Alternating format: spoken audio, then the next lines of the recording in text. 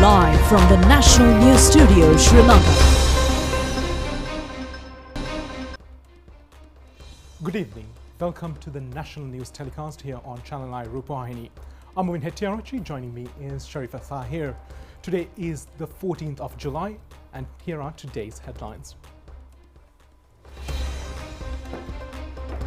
Gotabaya Rajapaksa arrives in Singapore. Speaker says Parliament will not be convened tomorrow as presidential resignation letter is yet to be handed over. Curfew in Colombo imposed until 5 a.m. tomorrow. Injuries on 2 army personnel and a police officer from clashes in Battaramulla. Protesters have seized 2 firearms. Sri Lankan army empowered to prevent damages to lives and public property. Many media organizations condemned the behavior of protesters at the Sri Lanka Rupavahini Corporation. UN Secretary General says the situation in the country is monitored closely. US inflation rises. Now on to those and more stories in detail. On today's top story, the resignation letter of President Gotabaya Rajapaksa has been handed over to the Speaker at present. This has been confirmed by the media unit of the Speaker's office. The relevant letter has been communicated to the Speaker's office via an email, and the relevant official announcement over the resignation will be declared tomorrow after verifying the validity of the letter according to the office of the Speaker of the Parliament. In the meantime, the flight carrying President Gotabaya Rajapaksa reached Shanghai International Airport in Singapore this evening. His arrival was confirmed by the Singapore Ministry of Foreign Affairs. Top story. President Gotabaya Rajapaksa and his spouse Ayuma Rajapaksa, along with 2 bodyguards, reached Maldives in an Antonov 32 flight belonging to Sri Lanka Air Force. The Maldivian government had permitted the flight to enter its airspace since President Gotabaya Rajapaksa was yet to relieve his post. However, Sri Lankans living in Maldives engaged in a protest last evening following the arrival of President Gotabaya Rajapaksa. Subsequently, foreign media continued to hint that the Sri Lankan president was in an attempt to leave the Middle East country through Singapore. Unverified reports indicated that Sri Lankan president made attempts to acquire a private jet for his journey, but it was futile. Meanwhile, reports indicate that the Sri Lankan president was attempting to travel to Singapore from Malé in a Saudi Airlines flight.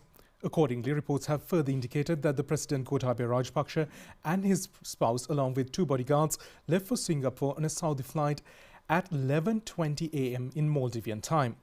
In the meantime, Saudi's 788 flight became the most tracked flight in the world, with almost 5,000 users observing the flight, as per flightradar24.com website. The flight carrying President Gotabaya Rajapaksa arrived at the Changi airport at 7:17 today in Singapore time.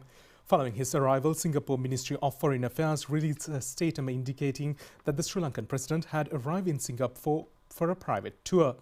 The ministry added that the president's entry was granted accordingly. The Singapore Foreign Ministry also said that President Gotabaya Rajapaksa has not requested for asylum in Singapore, and the Singapore government generally does not grant requests for asylum.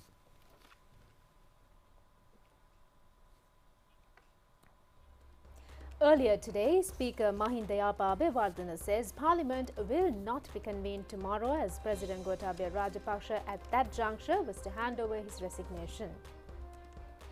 Earlier, President Gotabaya Rajapaksa had informed the Speaker that he will step down from the presidency on the 13th of July. Accordingly, the Speaker decided to convene the Parliament with the agreement of the party leaders. However, the President did not officially tender his resignation then to the Speaker. Accordingly, a decision had been reached out not to convene the Parliament tomorrow. A party leaders meeting presided by the Speaker will be held at the Parliamentary complex tomorrow morning to discuss on the present situation in the country. The curfew has been imposed in Colombo district effective from 12 afternoon today until 5 a.m. tomorrow. The Department of Government Information said that the acting president has issued the relevant order with the powers vested on him under the Public Security Ordinance. 2 army personnel and a police constable have sustained injuries during a clash with protesters held last night near the Poldua junction in Battaramulla. Meanwhile, police have indicated that protesters have also looted 60 live ammunitions and 2 T-56 firearms belonging to Sri Lanka Army. The protest was organised while the party leaders' meeting was underway at the parliamentary complex last evening. Certain political parties encouraged protesters to march towards the parliamentary complex.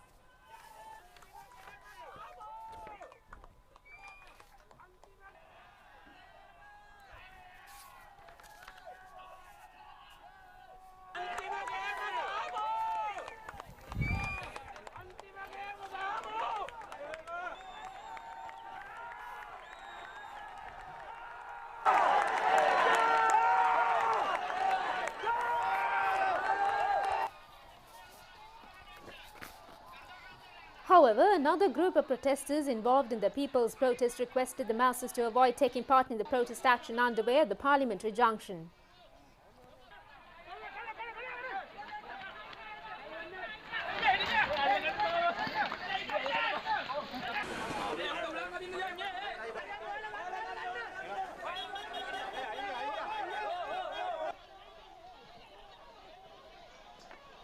The police launched a tear gas attack on the protesters when they attempted to march towards the parliamentary complex last night. The protesters also made an attempt to break down the police barrier with the use of a JCB. The army had opened fire into the air several times in an effort to ease the rising tense situation in the area. Over 40 persons were injured from the clashes with the police. 2 army personnel and a police officer had been assaulted by the protesters during the tense situation, and 2 of them were hospitalized immediately after sustaining severe injuries.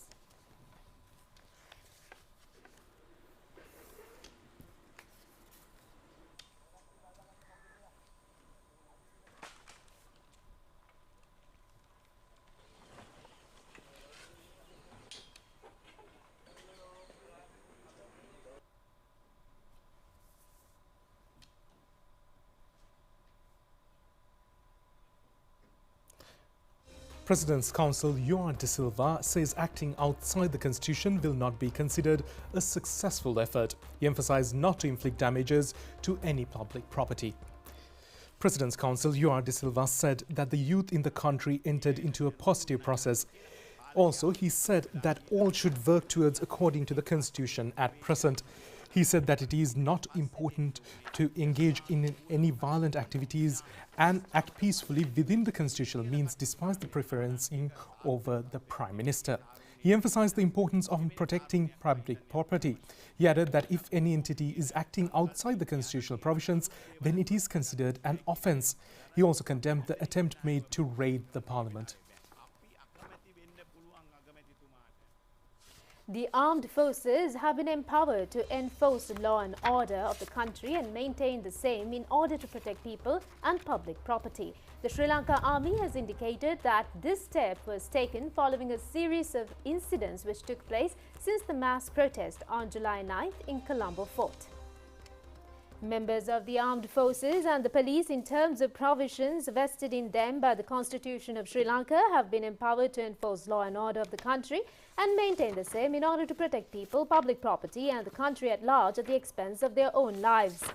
Except for a few negligible arguments and skirmishes between the protesters and members of the army, no major incidents of violence of considerable nature occurred due to enforcement of law and order or breach of it during those mass protests, including the one on the 9th of July in Colombo Fort.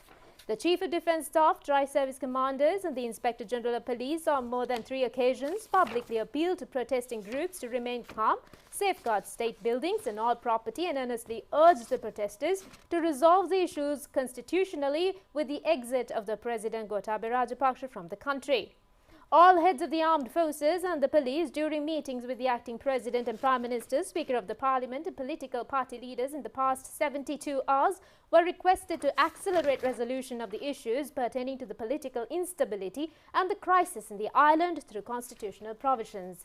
It was unanimously maintained that peaceful protests should not be dealt with full force, but with minimum force as long as those protesters do not resort to violence and also damage public property. Irrespective of those assurances, it has been observed that a certain section of the protesters, purposefully deviating from its proclaimed non-violent approach, continued to breach law and order as of yesterday afternoon and resorted to violence by trying to place the Parliament complex as well as the Speaker's official residence under siege while destroying police barricades, as per the Sri Lanka Army statement. The statement further read that by 7 p.m. yesterday, those unruly protesting mobs unresponsive to repeated appeals of army personnel tried to forcibly enter the Parliament complex aggressively, went on harassing and attacking the troops on duty using clubs, iron rods and snatched 2 T-56 weapons with ammunition rounds. The assault caused injuries to a dozen of army personnel, making 2 of them even unconscious, who has now been admitted to the Colombo National Hospital and the Colombo Army Hospital for emergency treatment.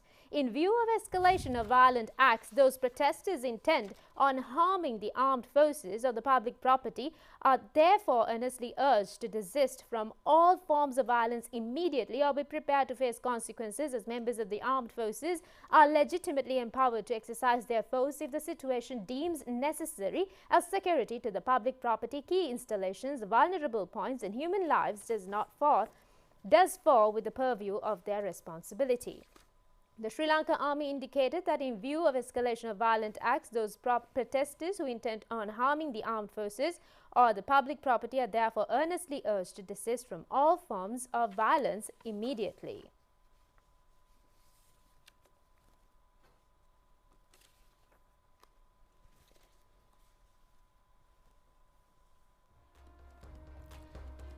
Several media organizations have shown their displeasure on the group of protesters that forcibly entered and unnecessarily interfered into the affairs of Sri Lanka Rupavahini Corporation. The various organizations pointed out that this act to interfere into the activities of media institution is a wrong impression to the country in a guise of mass protest. Protesters arrived at Sri Lanka Rupavahini Corporation premises yesterday while chanting slogans claiming that the national television would be vested with the people.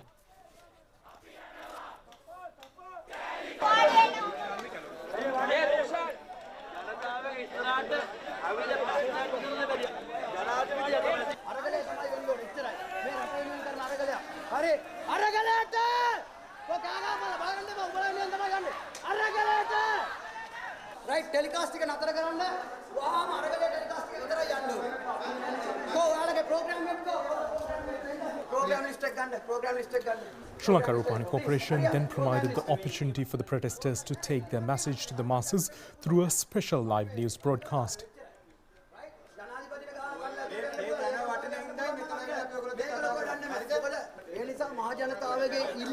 Subsequently arriving at the reception of the national television, protesters demanded to go through the program lineup of the day.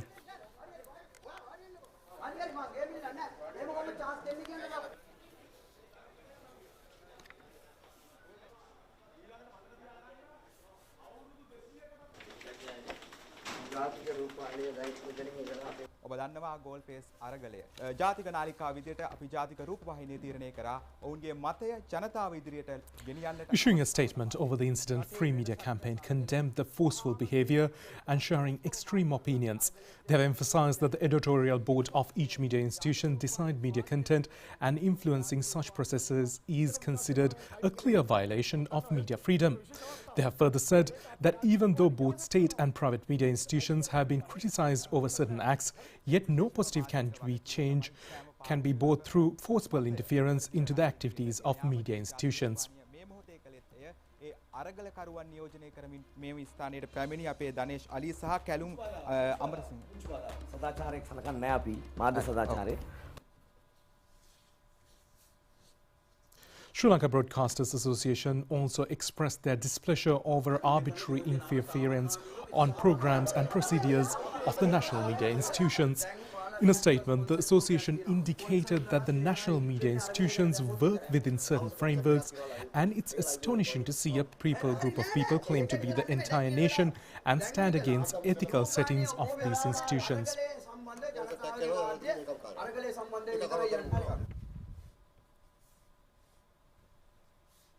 Media Legal Forum, in a statement, said that the true media freedom should be created within existing law and not with forcible interference and intimidation. They vehemently condemned the acts of the protesters yesterday. The forum has requested all parties to work together to establish a true media freedom, creating accountable media culture in the country.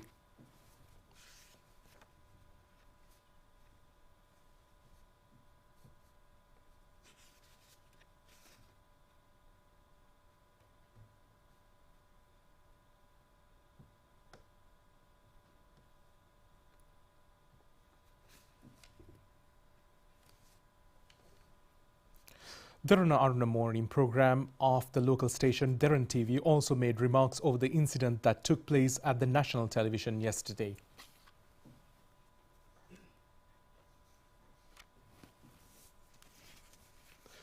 Protesters have left the President's house and the temple trees this evening.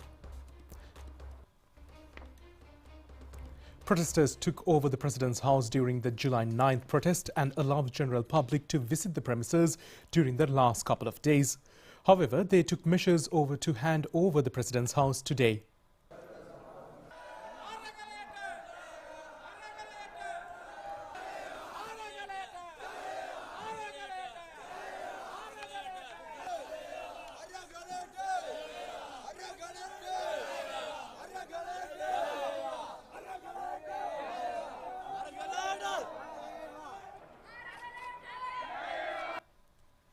Protesters also handed over the temple trees this evening.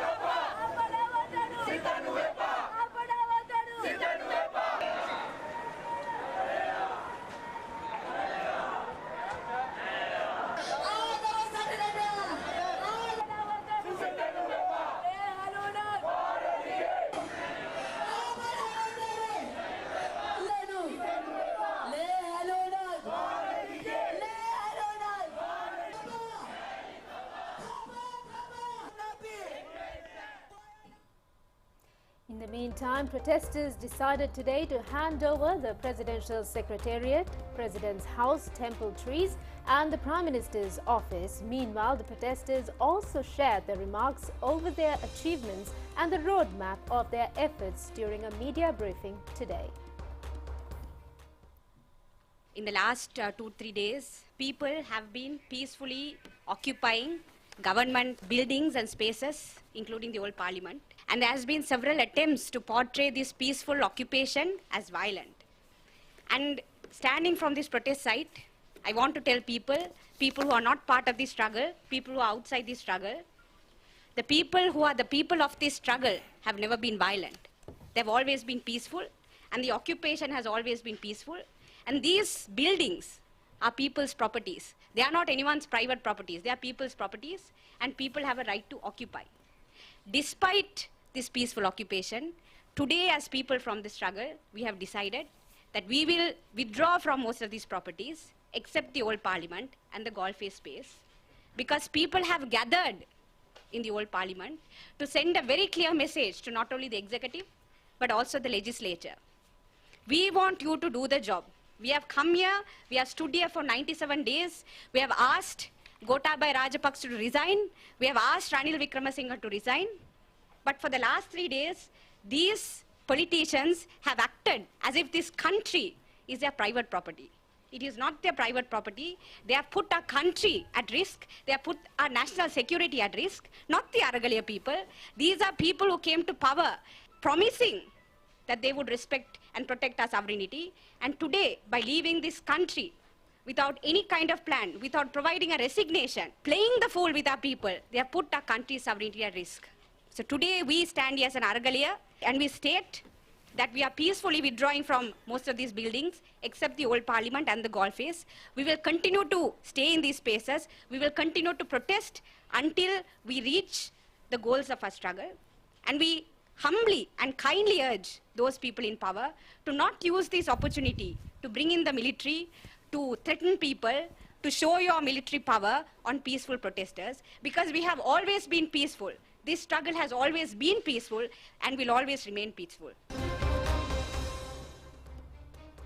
Secretary-General of the United Nations, Antonio Guterres, has expressed concerns over the current political turmoil in Sri Lanka. In a tweet, the Secretary-General said that he continues to follow the situation in Sri Lanka very closely. The Secretary-General of the United Nations, Antonio Guterres, said that it is important that the root cause of the conflict and protesters' grievances are addressed.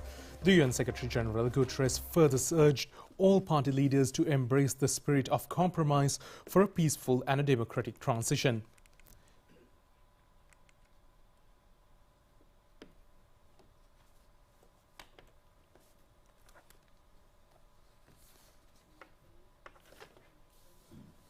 Meanwhile, Maldivian opposition leader Dunia Mamun said in a motion will be submitted to the Maldivian parliament for providing refuge to President Gotabaya Rajapaksa. Party's parliamentary group have decided to submit a motion to our parliament, the Majlis, to clarify how the government of Maldives has acted in bringing President Gotabaya Rajapaksa to Maldives. I think this is a very good action. Personally, and as a former foreign minister, I am very concerned. US Ambassador to Sri Lanka Julie Chung also in a tweet shared her views over the present situation in the country. She urged all parties to approach the juncture with a commitment to the betterment of the nation and to work quickly to implement solutions that will bring long-term economic and political stability. She further said that the United States condemned all violence and calls for the rule of law to be upheld. Leader of the Britain's Liberal Democrats, Ed Davey, has requested the United Kingdom government to work with the international partners to issue a warrant for the arrest of President Gotabaya Rajapaksa. The request was made during an urgent debate that was held in the British Parliament recently on the state of Sri Lanka. The Liberal Democrats leader Ed Davey placed the blame of the situation for the people of the country on the corruption of the Rajapaksa government. He also called for an economic package with the IMF.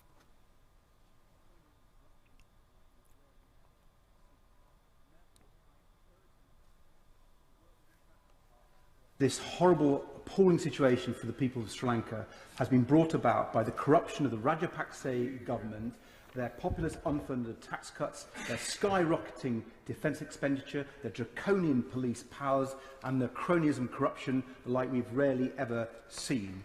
And therefore, can I urge the Minister to work with international partners for a full economic and political solution to support the Democrats in Sri Lanka. Meanwhile, Ukrainian President Volodymyr Zelensky blamed Russia for causing the ongoing crisis in Sri Lanka, as he pointed out that the blocking of food products during the invasion of Ukraine has resulted in unrest all around the world. His address at the Asian Leadership Conference in Seoul, President Zelensky said that one of the tactics Russia has used in their invasion of Ukraine is the creation of an economic shock. The shocking of food and fuel prices hikes in Sri Lanka led to the social explosion, he added.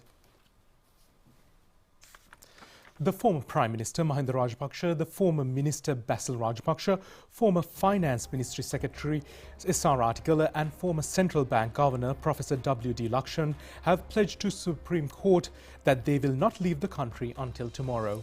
The relevant pledge was submitted through their lawyers. The relevant pledge was made today when the motion filed calling a probe against those who are responsible for the current economic crisis. The consideration of the motion was taken up before a 5-member Supreme Court judge bench comprised of Chief Justice Jayantha Jayasuriya and Justices Buenaka Aluvihare, Priyantha Jayawardena, Vijit Malalgoda and LTB Dehidenia. Counsel representing former Central Bank Governor Ajit Niwad Cabral informed the court that he has 2 previous orders from Colombo Magistrate Court and Colombo Fort Magistrate Court restricting his overseas travel. The counsel also added that former Central Bank Governor Cabral has no intention of embarking on overseas travel without the permission of the Supreme Court of Sri Lanka. The consideration of the petition was postponed until tomorrow with the imposing of the curfew. The Litro Gas Company says the island-wide distribution of LP gas has been resumed. The company has further indicated that the gas requirement of the entire country can be fulfilled within the next couple of days. The gas distribution continued yesterday in Colombo district and the suburbs. Litro Gas Company resumed its distribution across the country yesterday with the adequate quantities of LP gas stocks available in the company.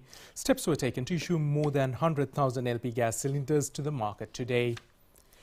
Reports have indicated the gas distribution of LP gas in Nuwara and Muskelly areas was successfully resumed today. Accordingly, a total of 12.5 kilogram domestic gas cylinders were provided to the Nuwara town agencies, while 500 gas cylinders were given to Muskelly town agencies. The issuance of gas cylinders was carried out after verifying electricity bill for the month of May. Distribution of electro gas in the Badul town was also resumed. Accordingly, long queues were seen to purchase gas cylinders. Meanwhile, President of the Government's Nurse Officers Association, Saman Ratnapriya, alleged that the fuel distribution program for the healthcare workers has not been implemented properly, even though the authorities have confirmed that fuel will be issued every Friday.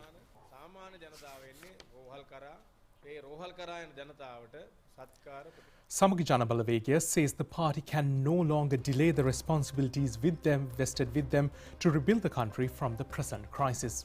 Parliamentarian Hector Appahami made these remarks during a briefing held in Colombo today. MP Hector Appahami said that the party has no intention to take the presidency or the premiership in the new government. However, he said that SJB leader has a mandate to fulfill this responsibility to rebuild the country as a president for a brief period.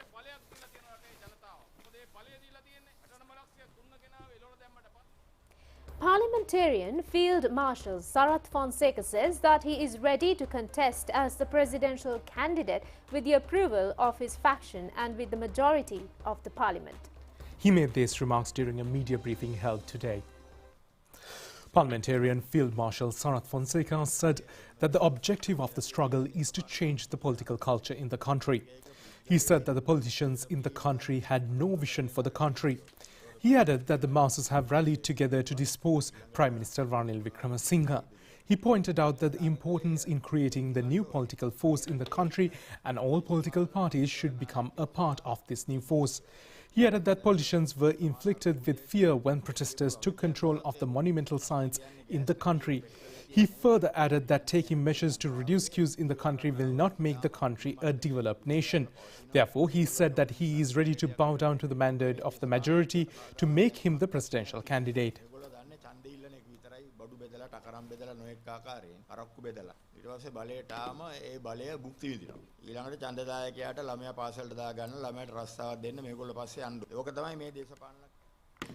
Distribution of chemical fertilizer for farmers engaging in paddy cultivation in Polonnaruwa district during the Yala season is currently underway. Accordingly, 160 farmers received 500 fertilizer bags at the Gal Amuna Agrarian Service Centre yesterday. The government has taken steps to provide a 50 kilogram urea fertilizer packet for 10,000 rupees under concessionary rates. The reports have indicated that the farmer community had extended their gratitude to the government for providing the fertilizer at concessionary rates. Well, that's it on local news updates. We'll be back with news overseas. Do stay tuned in. உங்கள் கொடுக்கல் வாங்கல்களை இப்போது மிகவும் பாதுகாப்பாகவும் சௌகரியமாகவும் மேற்கொள்ளுங்கள். fingerprint அல்லது face recognition-ஐ activate செய்யுங்கள். People's Way மக்கள் வங்கியிடமிருந்து.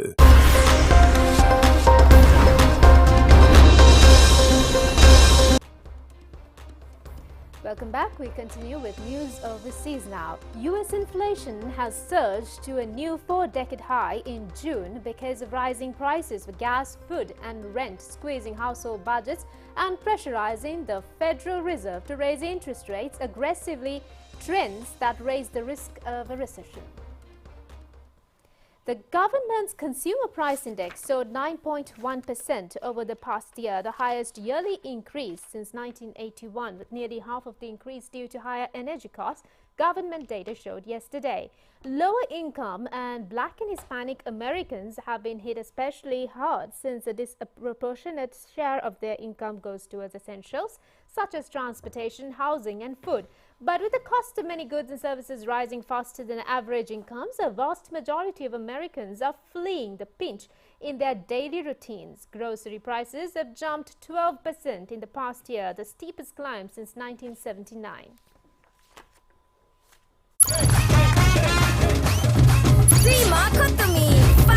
Pantan.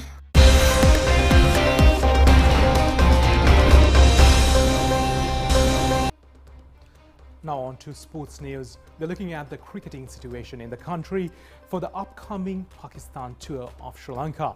18 players have been selected for the upcoming Test series squad.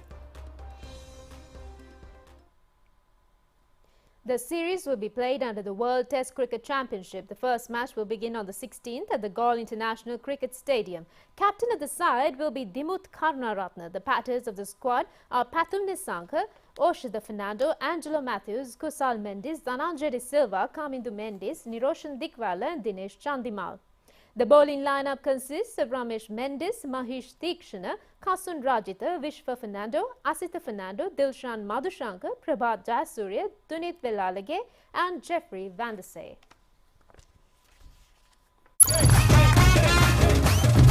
Sima Kotumi, Pantan. That's it for tonight's English News Update. Thank you for joining us. Good night.